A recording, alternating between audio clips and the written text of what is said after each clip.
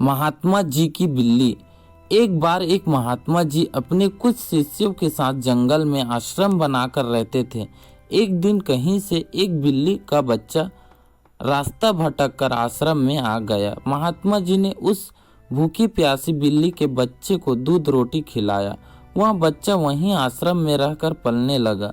लेकिन उसके आने के बाद महात्मा जी को एक समस्या उत्पन्न हो गई कि जब वे संयम ध्यान में बैठते तो वह बच्चा कभी उनकी गोद में चढ़ जाता, कभी कंधे या सिर पर बैठ जाता। तो महात्मा जी ने अपने एक शिष्य को बुलाकर कहा, देखो, मैं जब संयम ध्यान पर बैठूं उससे पूर्व तुम इस बच्चे को दूर एक पेड़ से बांध आया करो।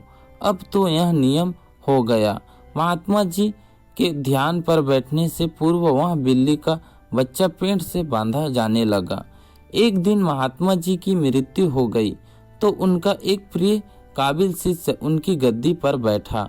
वह भी जब ध्यान पर बैठता तो उससे पूर्व बिल्ली का बच्चा पेड़ पर बांधा जाता। फिर एक दिन तो अनर्थ हो गया। बहुत बड़ी समस्या आ खड़ी हुई कि बिल्ली ही खत्म हो गई। सारे शिष्य की मीटिंग हुई। सबने विचार विमर्श किया कि बड़े महात्मा जी जब तक बिल्ली पेड़ से न बांधी जाए तब तक ध्यान पर नहीं बैठते थे। अतः पास के गांव से कहीं से भी एक बिल्ली लाई जाए। आखिरकार काफी ढूंढने के बाद एक बिल्ली मिली जिसे पेड़ पर बांधने के बाद महात्मा जी ध्यान पर बैठे। विश्वास मानो उसके बाद जाने कितने बिल्लियां मर चुकी और न जाने कितने महात्मा जी मर चुके। लेकिन आज भी जब तक पेड़ पर बिल्ली न बांधी जाए तब तक महात्मा जी ध्यान पर नहीं बैठते हैं। कभी उसने पूछो तो कहते हैं, यह तो परंपरा है, हमारे पुराने सारे गुरुजी करते रहे, वे सब गलत तो नहीं हो सकते। कुछ भी हो जाए हम अपनी परंपरा नहीं छोड़ सकते। यह तो हुई उन महात्मा जी और उनके शिष्य की बात, पर कहीं न कहीं हम सब में भी एक नहीं अनेकों ऐसी बिल्लियां पाली रखी हैं।